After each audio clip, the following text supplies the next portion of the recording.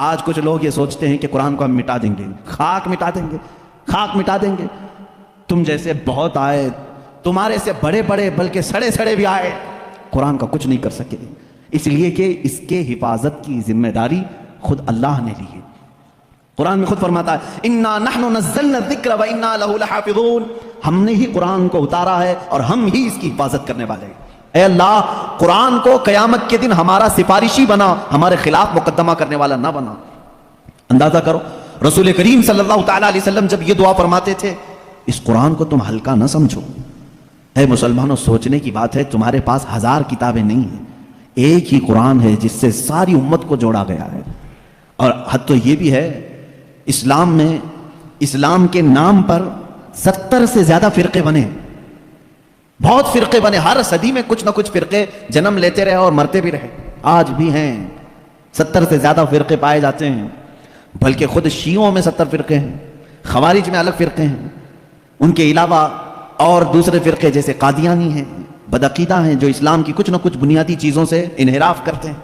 لیکن میں آپ کو بات بتاؤں، تقریباً جتنے اسلامی فرقے ہیں سب کا اتفاق ہے کہ قرآن یہی ہے، کوئی اور نہیں۔ یہ 30 پارے جو قرآن کے ہیں اس پر سب کا اتفاق ہے، یہ بھی قرآن کا ایک معجزہ ہے۔ دوسرے سارے مسئلوں میں اختلاف چل رہا ہے، لیکن قرآن کا الف لام میم سورہ فاتحہ سے شروع ہو کر والناس پہ ختم ہونے میں تقریباً سارے فرقے اس کو تسلیم کرتے ہیں۔ شیعوں کا ہمارا اختلاف ہے، اہل حدیث سے اختلاف ہے، دیوبندیوں سے اختلاف ہے، رافضیوں سے اختلاف ہے، قادیانیوں سے اختلاف ہے، لیکن جا کر کے سارے مکاتب فکر میں آپ دیکھیں سب کے ہاں یہی قرآن پڑھا جاتا ہے، یہی قرآن ہے۔ اسی لیے میں کہتا ہوں ایک قرآن ہے، لیکن اس امت نے اس کو اتنا بوجھل کیوں سمجھا ہے، اس کو اتنا بھاری کیوں سمجھا ہے، جبکہ وہ مولا اسی قرآن میں یوں فرماتا ہے، ایک بار نہیں 4 بار فرما رہا ہے وَلَقَدْ يَسَّرْنَا الْقُرْآنَ لِلذِّكْرِ فَهَلْ مِن مُدَّكِرٍ، ہم نے قرآن کو یاد کرنے کے لیے آسان بنایا ہے، ہر کوئی یاد کرنے والا، اور وہ اتنا آسان ہے، اتنا آسان ہے۔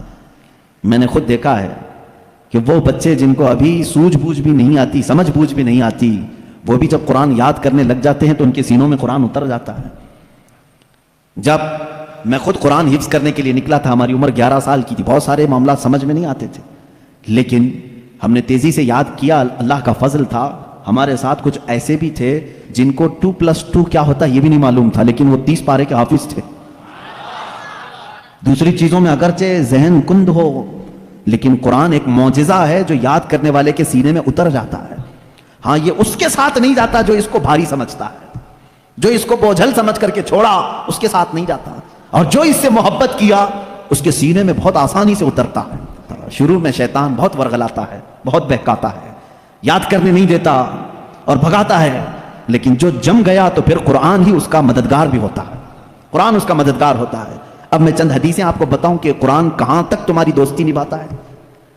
پہلی بات، کچھ لوگ ڈر کر کے چھوڑے ہوئے، ہم تو پڑھ ہی نہیں پاتے تھے، اس پر بھی میں آج ایک حدیث پڑھا، حضرت عائشہ صدیقہ رضی اللہ تعالیٰ عنہا سے مروی ہے، فرماتی ہیں رسول کریم صلی اللہ تعالیٰ علیہ وسلم نے فرمایا الماہر فی القرآن، جو قرآن کا ماہر ہے یعنی اچھی تجوید میں تلاوت کرتا ہے اور اس کے معنی بھی سمجھتا ہے، سب سمجھتا ہے، حضور اکرم صلی اللہ علیہ وسلم نے فرمایا قیامت کے دن وہ معزز محترم فرشتوں اور انبیاء کے ساتھ ہوگا۔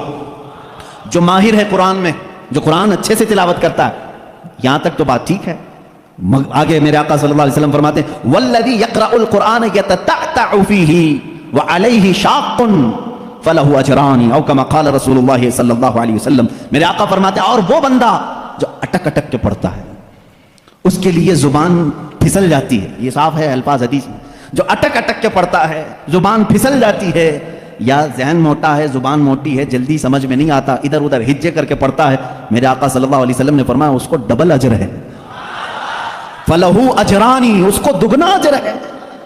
تو کیوں چھوڑ دیا تھا اس قرآن کو؟ یہی سوچ کر کہ پتہ نہیں کہاں غلطی ہو جائے، تم لگے رہتے ہیں، ایک دن وہ آ جاتا جب ہماری زبانوں کی لکنت کو بھی یہ صحیح کر دیتا۔ قرآن پاک علاج بھی ہے، شفا بھی ہے، دوا بھی ہے، رزق بھی ہے، رحمت بھی ہے۔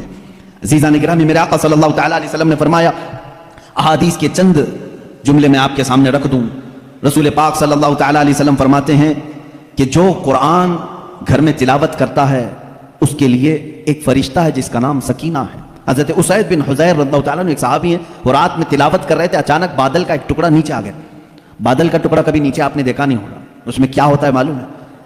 جیسے فریج کھولنے کے بعد بہت تیز شبنم جیسی ٹھنڈک رہتی ہے، اس طرح بادلوں کو کچھ جمی ہوئے پانی اور برف جیسی چیزیں گھیری ہوئی رہتی ہے، ایک ٹکڑا ان کے اوپر آ گیا، حضرت اسید ڈر گئے، ان کا گھوڑا ہنانے لگا تو تیزی سے اچھل کود کرنے لگا، اور وہ قرآن پڑھ رہے تھے اس وقت، اور انہوں نے قرآن چھوڑ دیا، اور صبح حضور اکرم صلی اللہ علیہ وسلم کے دربار میں آئے، کہا یا رسول اللہ صلی اللہ علیہ وسلم مجھے ڈر لگ رہا ہے، رات کو میں چھت پر بیٹھ کر قرآن پڑھ رہا تھا، صرف میری بیوی ہے اور میرے گھر میں ایک گھوڑا ہے، مجھے ڈر یہ لگا کہ آسمان سے کچھ برس جائے گا اور میں ہلاک ہو جاؤں گا، بادل کا ٹکڑا یہاں تک آ گیا تھا، سر تک آ گیا تھا، اور میرا گھوڑا بھی دیکھ کر کے ہنانے لگا، اچھل کود کرنے لگا، یہ کیا معاملہ ہے؟ اللہ کے حبیب صلی اللہ تعالیٰ علیہ وسلم نے فرمایا، مسکرایا، کہا اسے تلاوت چھوڑ کیوں دیا؟ اور پڑھتے رہتے ہیں، اس لیے کہ وہ فرشتہ ہے جسے قرآن سننے کا بہت شوق ہے، جب بھی کوئی قرآن تلاوت کرتا ہے تو آسمانوں سے اتر آتا ہے، یہاں تک کہ میرے آقا صلی اللہ علیہ وسلم نے فرمایا فجر کی نماز میں آؤ، اپنے منہ صاف کر کے آؤ، اپنے منہ کی بدبو نکال کر کے آؤ، پوچھا کیوں؟ فرماتے ہیں میرے آقا صلی اللہ علیہ وسلم جب تم نمازوں میں قرآن کی تلاوت کرتے ہو کچھ ایسے فرشتے ہیں وہ اپنا منہ تمہارے منہ سے لگا دیتے ہیں، تو منہ کی بدبو نہ ہو، فرشتوں کو تکلیف نہ ہو، اس لیے کہ وہ قرآن سننے کے شوقین ہیں، جب تم تلاوت کرتے ہو تو وہ اتر جاتے ہیں اور تمہارے منہ سے اپنا منہ لگا لیتے ہیں۔ قرآن کی یہ برکت ہے میرے عزیزو، دوسری کتابوں کے لیے کہیں ایسی فضیلت نہیں ملتی، یہ تو میں دائرہ اسلام میں موجود میرے آقا صلی اللہ تعالیٰ علیہ وسلم کی بتائی ہوئی حدیثیں آپ کو پہلے بتا رہا ہوں، میں پھر دنیاوی معاملات میں بھی آؤں گا کہ قرآن کہاں کہاں ہماری رہنمائی کرتا ہے، پہلے تو ہم اپنے دائرے میں دیکھیں، ہم چھوڑے ہوئے ہیں نا اس کو۔ اقبال نے کہا تھا وہ زمانے میں معزز تھے مسلمان ہو کر، آج تم خار ہوئے ہو تاریک قرآن ہو کر، آج تم خار ہوئے ہو تاریک قرآن ہو کر، قرآن چھوڑ کر کے ہی ذلیل ہوئے ہیں، باقی اور کوئی وجہ نہیں ہے۔ اللہ تبارک و تعالیٰ نے جو مقدس چیز تمہارے لیے اتاری، پچھلی امتوں کو کبھی یہ چیز نہیں ملی، قرآن جیسی برکت کسی امت کو نہیں ملی جو امت مصطفیٰ صلی اللہ علیہ وسلم کو ملی۔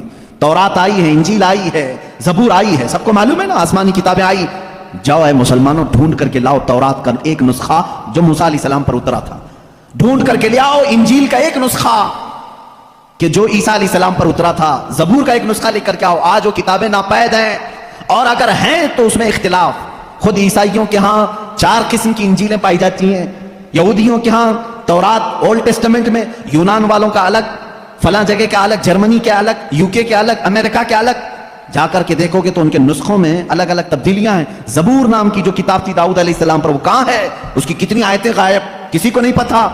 لیکن دنیا میں اگر خالد ہمیشہ رہنے والی کوئی کتاب ہے تو قرآن مقدس ہے۔ تم جاؤ امریکہ میں بھی تمہیں یہی قرآن ملے گا جو سورہ فاتحہ سے شروع ہو رہا ہے، عرب میں جاؤ یہی قرآن ملے گا جو والناس پہ ختم ہو رہا ہو، ہندوستان میں آؤ یہی قرآن ملے گا جس کے درمیان میں سورہ کہف ہے، کہیں پر بھی جاؤ قرآن اسی طرح سے آج موجود ہے۔ تمہیں ڈرنے کی ضرورت نہیں ہے مسلمانوں، قرآن کہیں ضائع نہیں ہوگا، کہیں ضائع نہیں ہوگا۔ آج کچھ لوگ یہ سوچتے ہیں کہ قرآن کو ہم مٹا دیں گے، خاک مٹا دیں گے، خاک مٹا دیں گے۔ تم جیسے بہت آئے، تمہارے سے بڑے بڑے بلکہ سڑے سڑے بھی آئے، قرآن کا کچھ نہیں کر سکے، اس لیے کہ اس کے حفاظت کی ذمہ داری خود اللہ نے لی ہے۔ قرآن میں خود فرماتا ہے اِنَّا نَحْنُ نَزَّلْنَا الذِّكْرَ وَإِنَّا لَهُ لَحَافِظُونَ، ہم نے ہی قرآن کو اتارا ہے اور ہم ہی اس کی حفاظت کرنے والے ہیں۔ اب اللہ کے ذمے میں ہے، اسی لیے قرآن کی حفاظت کا ذمہ امت کو نہیں دیا گیا، ورنہ یہی حال ہوتا جیسے پہلے کی امتوں نے کیا۔ عیسائی علماء کیا کرتے تھے؟ امیروں کے لیے الگ آیتیں بتاتے تھے، غریبوں کو الگ آیتیں بتاتے تھے، پیسہ لیتے تھے، آیتیں بدل دیتے تھے۔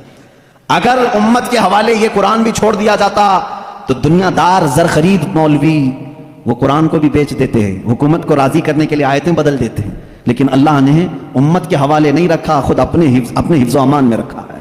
قرآن کو کوئی بدل نہیں سکتا، لا تبدیل لکلمات اللہ، رب تعالیٰ خود فرما رہا ہے اللہ کے ایک کلمے میں بھی تبدیلی نہیں۔ خوف کس بات کا تمہیں؟ اس کی قرآن کی اتنی حفاظت کی گئی ہے کہ اس کے سارے الفاظ گن کے رکھ لیے گئے ہیں، ایک لفظ بھی اگر کم ہو گیا تو پتہ چل جائے گا یہ قرآن نہیں ہے۔ الفاظ تو دور کی بات ہے میرے عزیزو، اس کی صورتیں محفوظ ہیں، 114 صورتیں ہیں، اس میں ایک کم بھی نہیں ہوگی زیادہ بھی نہیں ہوگی، ہم یہ سب محفوظ ہیں۔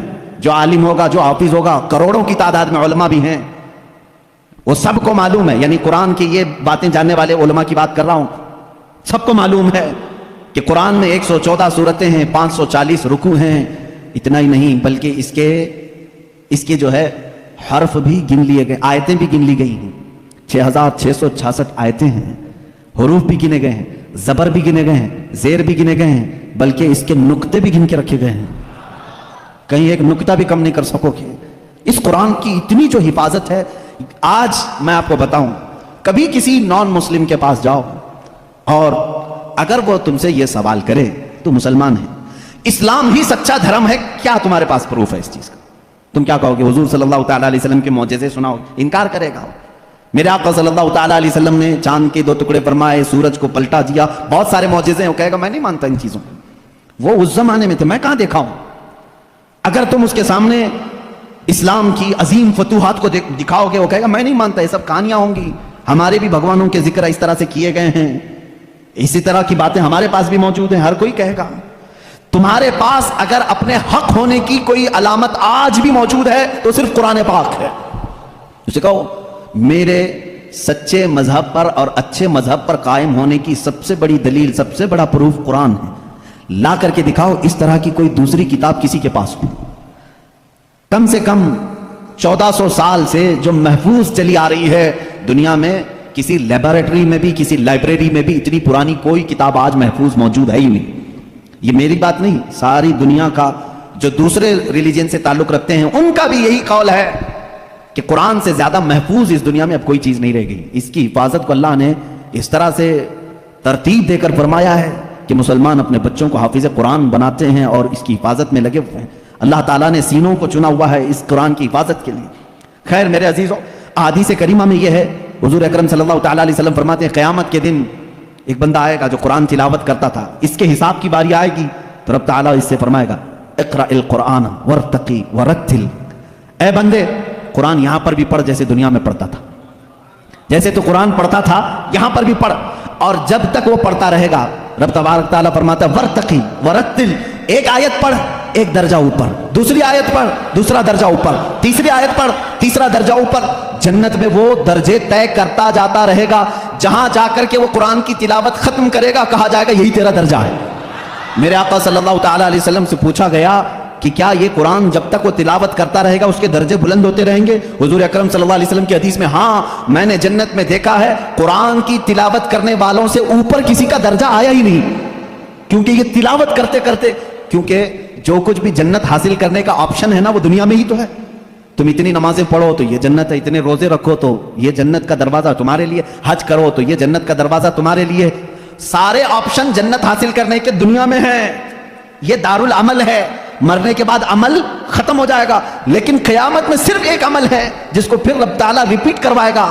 وہاں نہیں کہا جائے گا نماز پھر سے پڑھ کے دکھا، حج کر کے دکھا، روزہ رکھ کے دکھا، ختم ہو گئے اعمال، لیکن قرآن پڑھنے والے کو کہا جائے گا اب بھی چاہتا ہے تو پڑھ اور اوپر چل جا اور بڑھتا جا، تو جس کو قرآن آتا ہوگا وہ پڑھتا جائے گا اور درجے طے کرتا جائے گا۔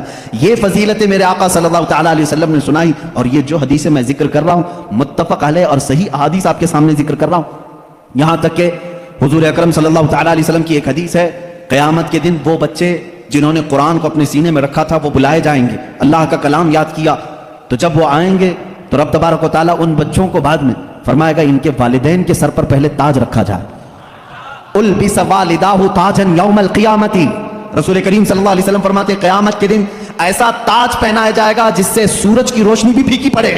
اہل محشر پوچھیں گے یہ کیا نبی ہیں، یہ صدیق ہیں، یہ کون ہیں؟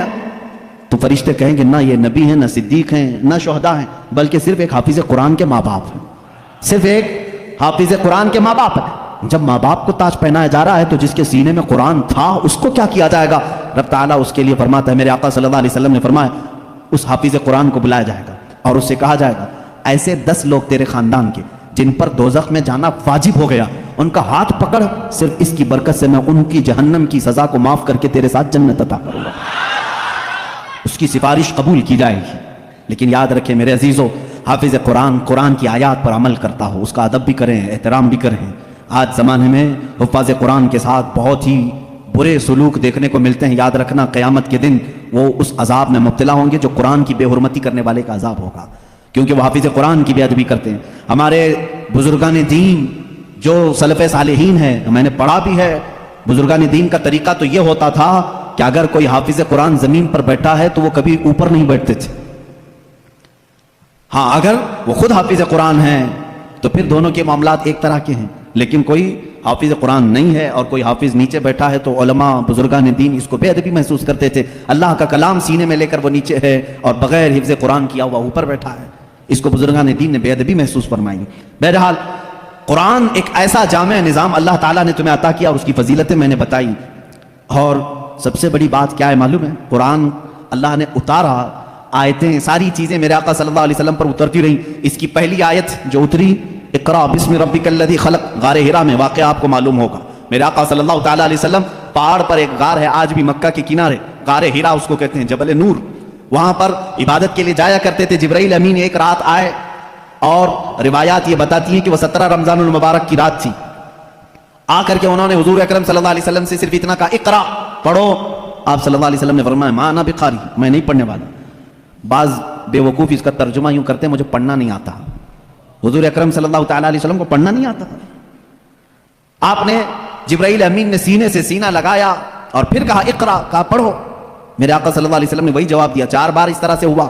چوتھی مرتبہ جو ہے جبرائیل امین نے صرف اقرا نہیں کہا. اقرا کا مطلب کیا ہوتا ہے؟ پڑھ. تو آرڈر ہے، آرڈر پڑھ.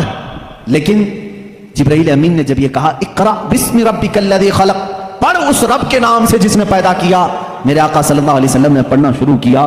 میرے آقا نے مزاج یہ بتایا اپنی امت کو کہ پڑھو وہی جو رب تک تمہیں پہنچا ہے، تعلیم حاصل کرو وہی جو رب کے نام سے شروع ہو یا رب تک تمہیں پہنچائے. یہ آیتیں یہاں سے شروع ہوئی اور آیتیں جو ختم ہوئی ہیں اس میں اختلاف ہے. بعض علماء نے لکھا ہے کہ الیوم اکملت لکم دینکم، یہ آخری آیت تھی جو حجۃ الوداع میں میرے آقا صلی اللہ علیہ وسلم جب آخری حج میں تھے نازل ہوئی. بعض علماء اور مفسرین نے فرمایا اذا جاء نصر اللہ والفتح، یہ سورہ پڑھتے ہوں گے نا آپ نماز میں، یہ قرآن کی سب سے آخری سورہ نازل ہونے کے اعتبار سے. ایک بات ذہن میں رکھ لیں، نازل ہونے کی ترتیب الگ ہے اور پڑھنے کی آج ترتیب الگ ہے. قرآن آج جو پڑھا جاتا ہے اس کی ترتیب کیسے ہے؟ سورہ فاتحہ پہلے ہے الحمدللہ، اس کے بعد سورہ بقرہ ہے، اس کے بعد سورہ آل عمران ہے، اس کے بعد سورہ نساء ہے، اس کے بعد سورہ مائدہ ہے، اس کے بعد سورہ انعام ہے، پھر سورہ اعراف. اس طرح سے یہ سورتیں چلی اور ختم کہاں پہ ہوئی؟ سورہ والناس، قل اعوذ برب الناس ملک الناس پڑھتے ہیں نا، یہ آخری سورہ. یہ پڑھنے کی ترتیب ہے لیکن نازل ہونے کی جو ترتیب ہے وہ الگ ہے. پہلے آیتیں نازل ہوئی تھی 5. یہ باتیں میں کیوں بتا رہا ہوں، یہ لاسٹ میں آپ کو خود سمجھنا چاہے گا. ذہن میں اتنا رکھ لینا، سب سے پہلے کون سی آیتیں نازل ہوئی؟ اقرا بسم ربک الذی خلق. آج بھی جب بچوں کی بسم اللہ خوانی ہم کراتے ہیں تو یہی آیتیں پڑھاتے ہیں. بچے کو سب سے پہلے یہی پڑھاتے ہیں. 5 آیتیں میں پڑھ بھی دیتا ہوں. اقرا بسم ربک الذی خلق، خلق الانسان من علق، اقرا وربک الاکرم الذی علم بالقلم، علم الانسان ما لم یعلم. یہ 5 آیتیں ہیں جو سب سے پہلے میرے آقا صلی اللہ علیہ وسلم پر نازل ہوئی. جبرائیل امین لے کر آتے تھے، حضور اکرم صلی اللہ علیہ وسلم کو سناتے تھے. یہ قرآن کی ابتدا ہے اور 23 سال تک نازل ہوتا رہا. 23 ایئرس، 23 سال تک نازل ہوتا رہا. آخر میں کون سی آیتیں نازل ہوئی؟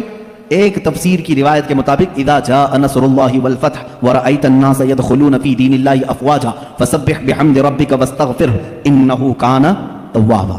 یہ 2 چیزیں ذہن میں رکھو. اقرا سب سے پہلے، سورہ اذا جاء نصر اللہ سب سے آخر. یہ قرآن کے نزول کا زمانہ میں آپ کو بتاؤں 23 سال تک نازل ہوئی. آپ کو میں بتاؤں قرآن اتنی فصیح زبان میں ہے. فصیح کا مطلب لٹریچر جس کو کہتے ہیں. جیسے ایک اردو ہے جو ہم اور آپ بول، یہاں ہبلی کی زبان ہوتی ہے، اس کو فصیح اردو نہیں کہتے، لکھنؤ والے فصیح اردو بولتے ہیں. آپ کیسے؟ اب ہم ظاہر سی بات ہے میں تقریر جو کر رہا ہوں ہو سکتا ہے یہ اردو الگ ہے، ہبلی والی اردو الگ ہے. اردو اگر میں وہ بولوں تو پھر یہاں بھونڈا لگے گا. آبے جابے توبے، یہ اگر جو عام طور پر استعمال کرتے ہیں یہ بھونڈا لگتا ہے، کیونکہ فصیح زبان میں جب کوئی بیان کرے تو وہ دل میں اترتی بھی ہے بات. زبان کی مٹھاس اس کی فصاحت میں ہے. تو عربی زبان میں جو سب سے زیادہ فصیح جملے تھے وہ قرآن میں آئے.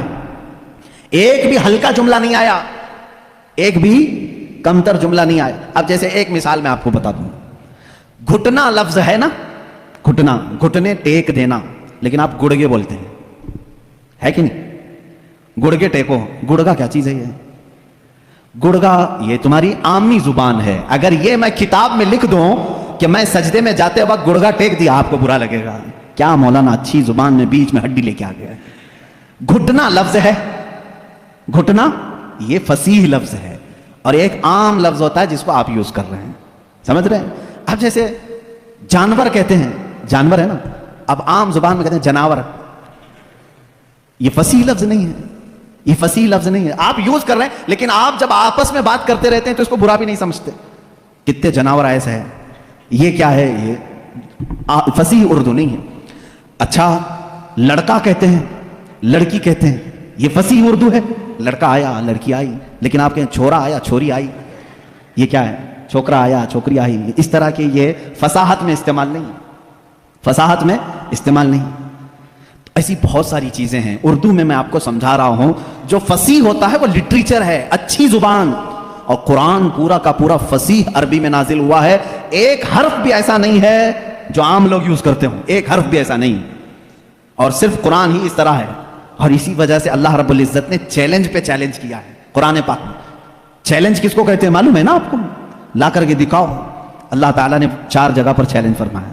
پہلا تو یہ ہے قُلْ إِنِ اجْتَمَعَتِ الْإِنسُ وَالْجِنُّ عَلَىٰ أَن يَأْتُوا بِمِثْلِ هَٰذَا الْقُرْآنِ، اللہ تعالیٰ فرماتا ہے اے محبوب آپ فرماتے ہیں سارے انسان جمع ہو جائیں، سارے جنات جمع ہو جائیں، دنیا میں جتنے انسان ہیں سب جمع ہو جائیں، جتنے جنات ہیں سب جمع ہو جائیں۔ اور اللہ فرماتا ہے کہ وَلَوْ كَانَ بَعْضُهُمْ لِبَعْضٍ ظَهِيرًا، آپس میں ایک دوسرے کی مدد بھی کریں۔ کس بارے میں جمع ہو کر کے کیا کریں؟ عَلَىٰ أَن يَأْتُوا بِمِثْلِ هَٰذَا الْقُرْآنِ، اس قرآن کی طرح ایک اور کتاب لا کر کے دکھائیں۔